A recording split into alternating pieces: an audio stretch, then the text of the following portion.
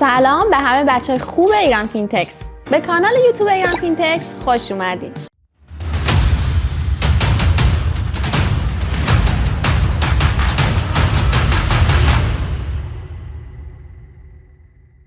امروز اومدیم در مورد چیزی صحبت کنیم با هم که شاید اسمش به گوشتون خورده باشه اما ندونین دقیقاً چطوری کار میکنه.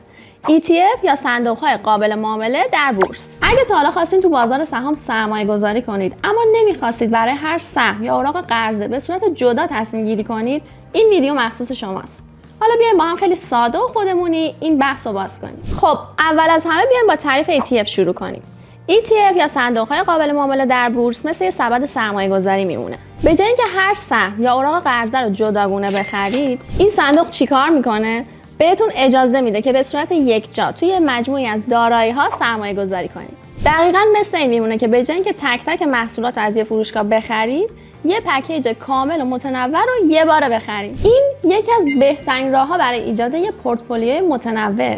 اینجوری دیگه لازم نیست نگران انتخاب سهم‌های درست باشید، چون سرمایه‌تون توی مجموعه گسترده از دارایی‌ها زیر نظر متخصصین پخش میشه. حالا بیاین ببینیم ETF دقیقاً چطوری کار میکنه. وقتی که شما ETF میخرین، در واقع سهام یا اوراق قرضه‌های مختلفی رو خریداری میکنید که میتونه شامل این موردا باشه: سهام، اوراق قرضه، کالاها یا استاکس. از ویژگی‌های ETF اینه که برای دنبال کردن عملکرد یه شاخص خاص طراحی شدن. مثلا اگه یه ETF شاخص S&P 500 رو دنبال کنه، تلاش میکنه که عملکرد 500 شرکت برتر آمریکایی رو شبیه سازی کنه. پس وقتی که شما یه سهم از اون ETF رو میخرید، در واقع یه سهم کوچیک از تموم اون شرکت ها رو به دست میارید. این یعنی با یک معامله شما توی چندین شرکت سرمایه گذاری میکنید. خب قبل از اینکه بریم سراغ معایب و مزایای ETF ها، ممنون میشم که ویدیومون رو لایک کنید و کانالمون رو سابسکرایب کنید. اون زنگوله رو هم بزنید که هر وقت ویدیو جدید اومد اولین نفر ازش باخبر بشید. حالا بیاین بریم سراغ این که چرا مردم اینقدر به ETF ها علاقه دارن.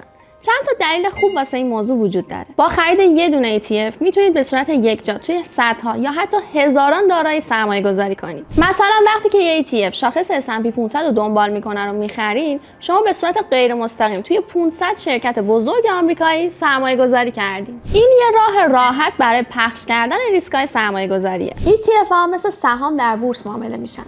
یعنی میتونین هر زمان که بازار بازه اونا رو بخرین یا که بفروشین. پس اگه نیاز به نقد کردن پولتون داشتین، هیچ معطلی توی کار نیست. هزینه‌های مدیریت ETF ها معمولاً کمتر از حساب‌های مشترکه.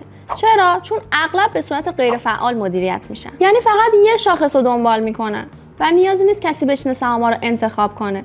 مدیریت کمتر، هزینه کمتر. ETF ها باید هر روز ترکیب دارایی‌هاشون رو منتشر کنن. واسه همین همیشه میدونین که توی چه چیزایی سرمایه گذاری کردین و هیچ چیز پنهانی وجود نداره. ETF ها معمولاً از نظر مالیاتی بهینه‌تر از صندوق‌های مشترک هستن. این یعنی اینکه ممکنه مالیات کمتری روی سودا یا سرمایه‌تون پرداخت کنید. هیچ چیز کاملاً بدون ایراد نیست. پس بیایم با هم چند تا از معایب ETF ها رو بررسی کنیم. درسته که هزینه‌های مدیریت ETF ها کمتره، اما خرید و فروش اونا ممکنه هزینه‌های مثل کمیسیون یا تفاوت قیمت خرید و فروش داشته باشه. پس اگه زیاد معامله می‌کنین، حواستون باشه که این هزینه‌ها میتونن جمع شن و رسما سود شما رو ببلعن. چون که ETF ها مثل سهام در بازار معامله میشن، قیمتشون ممکنه در طول روز نوسان داشته باشه. پس اگه اهل پیگیری مداوم بازار نیستید، این نوسانات شاید یکم واسهتون استرس‌زا باشه. تعداد زیادی ETF وجود داره و همشون ساده نیستن. بعضی از ETF ها مثل ETF های اهرمی یا ETF های معکوس پیچیده‌تر و پر ریسک‌تر هستن. پس اگه تازه کارین، بهتره که به همون ETF های ساده و شاخص محور پایبند بمونید. خب اینم از ETF ها. این صندوق‌ها واقعا نحوه سرمایه‌گذاری مردم رو تغییر دادن. استفاده ازشون راحته، هزینه‌هاشون نسبت به تک خریدن سهم‌ها کمتره و با یه معامله ساده میتونید به یه پورتفولیوی متنوع دسترسی داشته باشید. چه تازه کار باشین، چه حرفه‌ای، ETF ها بهتون راحتی و انعطاف پذیری میدن. اما مثل هر سرمایه‌گذاری دیگه‌ای، دقیقاً باید بدونین که چه چیزی می‌خرین و اونو چطور توی برنامه مالی خودتون قرار میدین. اگه آماده هستین که شروع کنین. ETF ها میتونن یه ابزار قدرتمند برای رشد سرمایه‌تون باشن، بدون اینکه بخواید همه چیز رو مدیریت کنید. نظر شما چیه؟ به نظرتون منطقیه که ETF ها رو به سبد سرمایه گذاری اضافه کرد یا ایرادات دیگه‌ای وجود داره؟ نظرتون رو حتما توی کامنت با ما در میون بذارید. خب مرسی که تا اینجای ویدیو با من همراه بودید. اگه مطلب واسهتون مفید بوده، حتما لایک و سابسکرایب فراموش نشه.